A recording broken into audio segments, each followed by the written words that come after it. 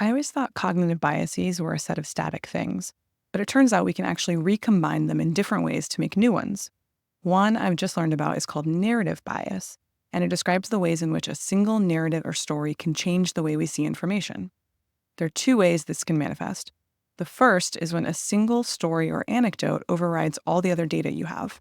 The common example here is something like, I know doctors say to avoid smoking, but my friend smokes every day and is the healthiest person I know, so I don't think smoking is unhealthy. To give an example from tech, this is like when a product leader ignores all the data from their team because their kid tried to use the product and their kid had an opinion that was different.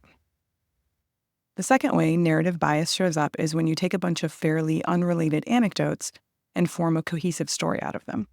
The common example is conspiracy theories, but I'll give an example from tech.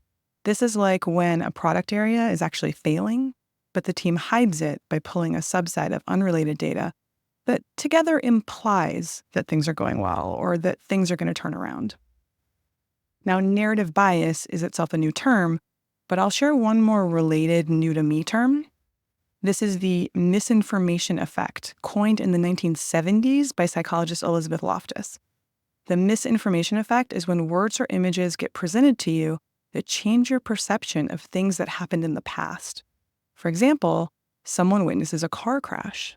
If afterwards the crash is described to them as the cars collided, they'll remember the speed as being slower. But if the crash is described as cars smashing into each other, they'll actually remember the speed as being faster. An example from tech could be what I described in a previous episode called AI has main character energy. The takeaway here is that our brains can get hijacked in a million different ways, and it's easy to see it happening to other people, but seeing it in our own lives is much harder. Learning and sharing what it looks like means we can at least try to spot it and fight it. Thanks for listening.